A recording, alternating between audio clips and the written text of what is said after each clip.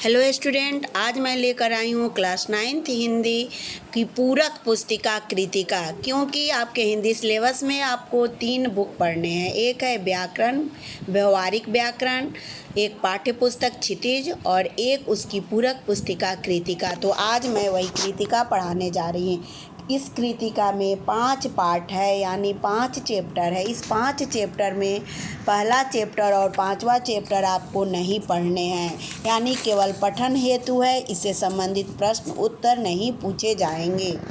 तो इसलिए मैं आज जो लेकर आई हूँ वह कृतिका का सेकंड पार्ट है, मेरे संग की औरतें।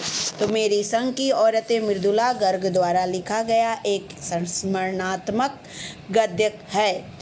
अब थोड़ा सा मृदुला गर्ग के बारे में जान लीजिए। मृदुला गर्ग हिंदी कथा साहित्य की महत्वपूर्ण रचनाकार थी। उनका जन्म कलकत्ता में हुआ था 1938 ईस्वी में। कहाँ हुआ था? कलकत्ता में। और उन्होंने दिल्ली विश्वविद्यालय से अर्थशास्त्र में एमए किया।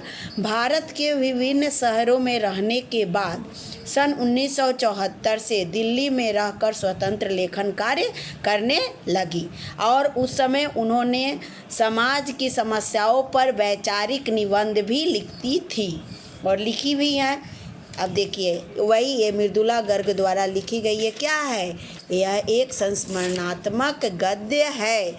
अब देखिए, इसका थोड़ा सा इसके बारे में मैं इस पाठ के सार संक्षेप के बारे में बता दे रही हूँ कि मृदुला गर्ग द्वारा रचित यह पाठ क्या है? एक संस्मरणात्मक गद्य है।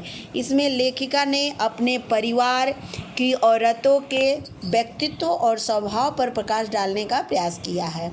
यह पाठ उन महिलाओं पर केंद्रित है जिन महिलाओं ने परंपरागत तरीके से जीवन यापन करते हुए लिख से हटकर, यानी परंपरा से हटकर जीवन यापन जिया। यह पाठ एक संदेश देता है कि परंपरा का निर्वाह करना और लिख से हटकर जीवन यापन करना दोनों के बीच कोई विरोधी संबंध नहीं है, दोनों लगभग एक ही हैं। अब चलिए मैं पाठ स्टार्ट करने चल रही हूँ। मेरे संग की औरतें, आप ध्यान से सुनेंगे, समझेंगे। मेरी एक नानी थी, जाहिर है, पर मैंने उन्हें कभी नहीं देखा नहीं। मेरी माँ की शादी होने से पहले ही उनकी मृत्यु हो गई थी। शायद नानी से कहानी न सुन पाने के कारण बाद में हम 3 बहनों को खुद कहानियाँ कहनी पड़ी। यानी क्या? उन्होंने नानी को लेखिका ने कभी देखा नहीं, अपने खुद की आंखों से नहीं देखा था, क्योंकि उनकी माँ के शादी के पहले ही उनकी नानी की क्या हो गई थी? मृत्यु हो गई थी। इसलिए उन्होंने अपनी नानी के बारे में इन 3 बहनों ने खुद कहानी कही या लिखी। अब ये भी अपने नानी के बारे में इसमें भी लिखी होंगी। नानी से कहानी भले न सुनी हो, नानी की कहानी जरूर सुनी। यानी उन्होंने नानी से कहानी नहीं सुनी थी। आप लोग सुने होंगे, लोग कहते ही हैं नानी से लोग कहानी सुनता है। आप लोग कविता भी पढ़े होंगे छोटे क्लासों में कि नानी कह एक कहानी। तो उन्होंने कहानी नानी से नहीं सुनी थी, नानी की कहानी जरूर सुनी थी और बहुत बाद में जाकर उसका असली मर्म समझ में आया। किसको? लेखिका को। पहले इतना ही जाना था कि मेरी नानी पारंपरिक अनपढ़ पर्दानसी मिस होता है, पर्दे में रहने वाली औरत थी, जिनके पति शादी के तुरंत बाद उन्हें छोड़कर बैरिस्ट्री पढ़ने विलायत चले गए। बैरिस्ट्री का मतलब कानून से संबंधित पढ़ाई। कैम्ब्रिज विश्वविद्यालय से डिग्री लेकर जब वे लौटे और विलायती रीति रिवाज के संग जिंदगी बसर करने लगे तो नानी के अपने रहन सहन पे कोई असर नहीं पड़ा। यानी जब वे पश्चिमी सभ्यता के रंग ढंग में ढल गए तो भी इनके नानी के जीवन पे उसका कोई असर नहीं पड़ा था, क्योंकि ये अपने तरीके से ही अपना जीवन यापन करती थी। कौन? लेखिका की नानी।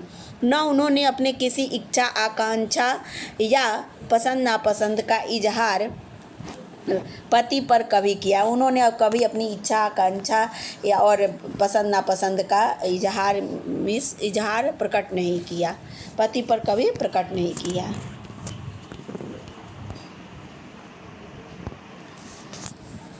इजहार का मतलब इच्छा होता है।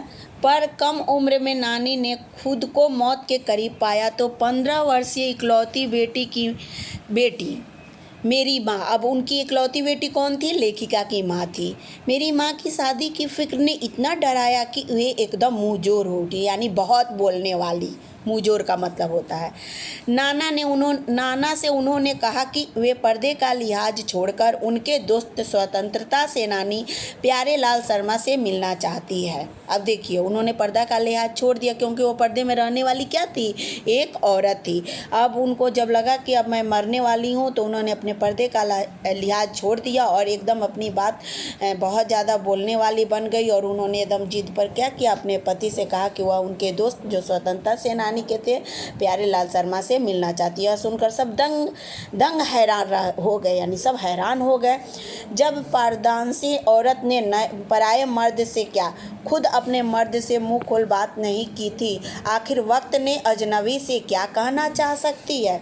अब इन लोगों को बहुत आश्चर्य हुआ, हैरान हुआ कि इन्होंने अपने मर्द से तो खुलकर बात ही नहीं की, आखिर वक्त में इस अजनबी से क्या कहना चाह सकती है। अब आखिरी वक्त यानी मरने के जब करीब पहुंची थी तो उसी का लिखा आखिरी वक्त में, यानी दूसरे मर्द से वो क्या कहना चाहती है। पर नाना ने वक्त की कमी और मौके की नज़ाकत, यानी बहुत कम समय उनके पास उनकी नानी के पास था और मौके का अपने अवसर को देखते हुए कि अब आनाकानी करना उचित नहीं है, क्या किया, सवाल जवाब में वक्त बर्बाद करने के बजाय फ़ौरन जाकर दोस्त को लिवा लाया और बीवी के हुजूर में पेश कर दिया।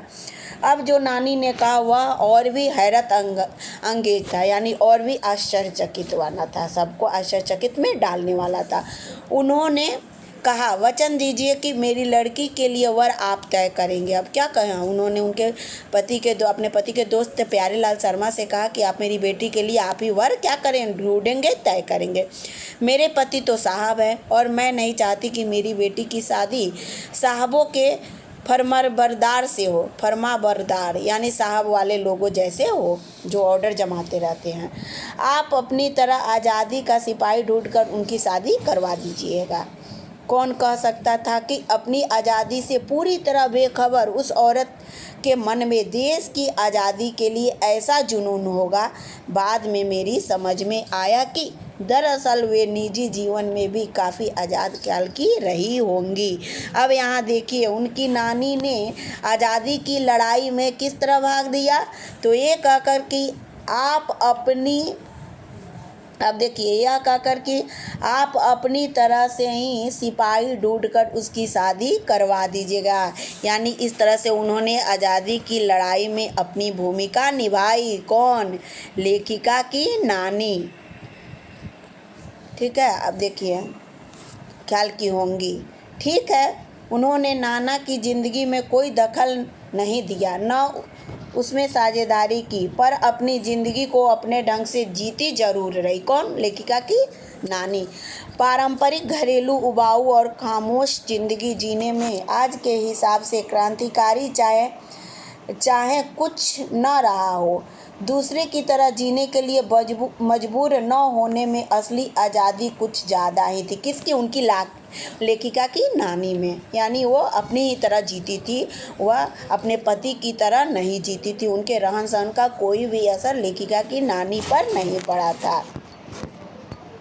खैर, इस तरह मेरी माँ की शादी ऐसे पढ़े लिखे होनहार लड़के से हुई जिसे आज़ादी के आंदोलन में हिस्सा लेने के अपराध में ICS की इम्तिहान से बैठने से रोक दिया गया। अब इस तरह से तो उनकी माँ की शादी एक आज़ादी के आंदोलन के लड़के से तो हो गई, क्योंकि उनमें आंदोलन में हिस्सा लेने के कारण उन्हें किसकी परीक्षा से रोक दिया गया था, तो ICS की परीक्षा में बैठने से रोक दिया गया था। और जिसकी जेब में पुश्तैनी पैसा ढेला एक नहीं था, यानी ज़मीन जायदाद कुछ भी नहीं था, पैसा नहीं था, केवल क्या था, सम्मान था, लोग ज़्यादा आदर था, केवल दबदबा था। क्यों, क्योंकि आज़ादी के आंदोलन में ये हिस्सा लिया था, भाग लिया था, गांधीवादी विचारधारा का था और गांधी जी का साथ देते थे। इस तरह से बेचारी माँ अपनी माँ और गांधी के सिद्धांतों के चक्कर में सादा जीवन जीने और उच्च ख्याल रखने पर मजबूर हुई। कौन, लेखिका की माँ, क्योंकि उनकी शादी ही ऐसे लड़के से हो गई थी। हाल उनका यह था कि खादी की साड़ी उन्हें इतनी भारी लगती कि कमर चनका खा जाती। अब देखिए, उन्हें पति के आदर्शों के अनुसार चलना था, तो गांधी आदर्शवाद के अनुयायी थे, तो इसलिए उनकी माँ को क्या खादी की साड़ी पहननी पड़ती थी। और खादी की साड़ी क्या होता है, भारी होता है, हैवी होता है, और वो बहुत पतली दुबली थी, इसलिए लिखा है कि कमर चनका खा जाती थी। रात रात भर जाग कर वे अपने पहनने का अभ्यास करती, जिससे दिन में शर्मिंदगी न उठानी पड़े। और रात भर साड़ी पहनना सीखती थी, क्योंकि दिन में वो अच्छे से पहन सके, ऐसा ना हो कि उल्टी सीधी साड़ी पहन ले और दूसरा कोई उनकी खिल्ली उड़ाए। इस कारण वे कुछ ऐसी नाजुक थी कि उन्हें देखकर उनकी सास यानी मेरी दादी ने कहा था, हमारी बहू तो ऐसी ही कि धोई पोछी और छीके पर टांग दी। गनीमत यही थी कि किसी ने उन्हें छीके पर से उतारने की पेशकश नहीं की। अब देखिए, इसका अर्थ क्या हुआ। इसका अर्थ हुआ कि हमारी बहू तो ऐसी थी कि धोई पोछी और छीके पे टांग दी। गनीमत यही थी कि किसी ने उन्हें छीके से उतारने पे पेशकश नहीं की। अब इसका अर्थ समझिए क्या होगा। इसका अर्थ ये होगा कि उनकी नानी जो थी बहुत पतली दुबली थी। बहुत पतली दुबली होने के बावजूद भी वो क्या थी, किसी भी निर्णय के मामले में बहुत ठोस निर्णय लेती थी। कोई उसके निर्णय को टाल नहीं सकता था। उनका निर्णय इतनी ठोस होती थी कि क्यों नहीं की। अब क्यों नहीं की, देखिए, इसका दो वजह था। उसकी दो वजह थी।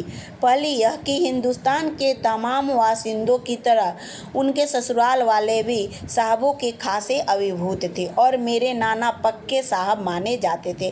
बस जात से वे हिंदुस्तानी थे, बाकी चेहरे मोहरे रंग ढंग पढ़ाई लिखाई सब में क्या थे, अंग्रेज थे। अब कहने का मतलब कि वासिंदों में रहने वाले, अब हिंदुस्तान के तमाम रहने वालों के क्या थे, उनके ससुराल वाले भी साहब के, यानी ये साहब परिवार के थे। इनके पिताजी तो जो थे, लेखिका की माँ के पिताजी, उनका अच्छा दबदबा था, वो साहब थे, क्योंकि वो बैरिस्ट्री की पढ़ाई किए थे, तो उनका अच्छा पद था, अच्छा पोस्ट था और सभी अच्छे चाहते थे। इसीलिए उनकी माँ का ससुराल में क्या ज़्यादा मान सम्मान मिलता था और वे अंग्रेजों के भी क्या थे, प्रशंसक थे।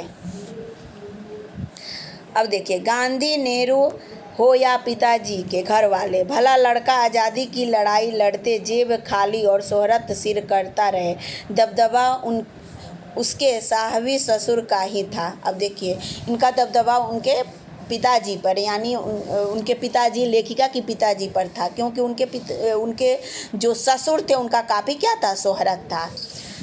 इसलिए उसका दबदबा इनके दामाद पे भी बना रहता था और इसी कारण उनकी लेखिका की माँ का काफ़ी क्या होता था, मान सम्मान ससुराल में होता था। वो जो कहती थी वो कोई नहीं डांटता था, कोई नहीं टालता था, सॉरी, डांटता नहीं था।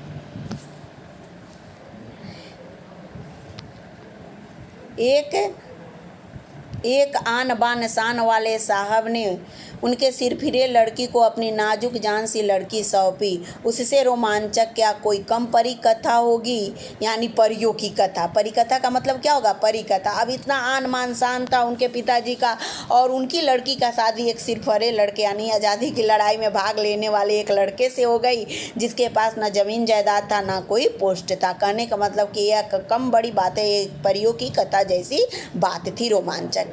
नानी की सनक भरी आखिरी ख्वाहिश और नाना की राजामंदी वे रोमांचक उपकथाएं थी। यानी उनकी सनक भरी पागलपनी की बात ख्वाहिश थी कि मेरी लड़की की शादी एक आज़ादी के आंदोलन वाले सिपाही से हो और उनकी नाना ने उसमें राजामंदी कर दी, तो इसी कारण ये क्या हो गई, इनकी शादी ऐसे लड़के से हो गई जो कहानी के तिलिस्म को और गाढ़ा बना चुकी थी। दूसरी वजह मेरी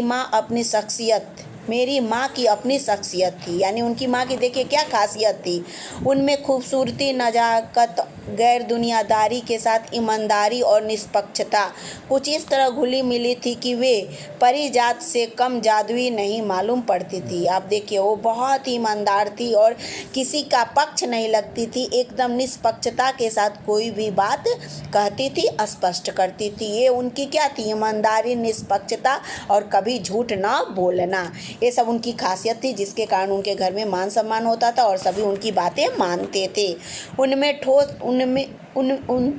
उनसे ठोस काम करवाने की कोई सोच भी नहीं सकता था। हाँ, हर ठोस और हवाई काम के लिए उनकी ज़बानी राय ज़रूर मांगी जाती थी और पत्थर की लकीर की तरह निभाई भी जाती थी।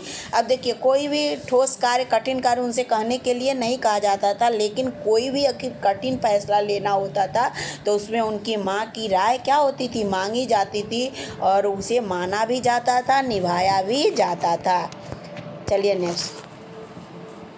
मैं अपनी दादी को कई बार कहते सुना था, हम हाथी पे बल ना जुतवाया करते, हम पे बैल है। कहने का मतलब हम किसी से कोई काम ऐसा ना करें जो करने लायक न हो। यानी उनकी माँ घर के काम करने धरने लायक नहीं थी, वो बहुत ही नाजुक थी। बचपन में हमने इस जुमले में इस वाक्य का भावार्थ समझ में आ गया था। यानी कहने का मतलब उनकी माँ बहुत नाजुक है, इसलिए वो घर के काम धंधा नहीं कर सकती हैं।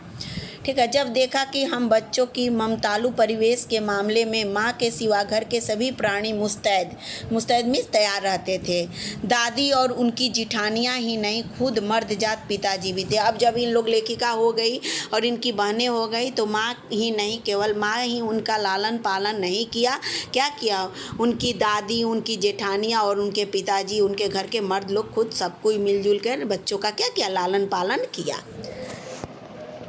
पर ठोस काम न करने का यह मतलब नहीं था कि माँ को आज़ादी का जुनून कम था, वह भरपूर था। वह अपने तरीके से वे उसे भरपूर निभाती थी। जाहिर है कि अब जुनून आज़ादी का हो तो उसे निभाना भी आज़ादी से चाहिए, जिस से पूछकर उसके तरीके से नहीं, खुद अपने तरीके से।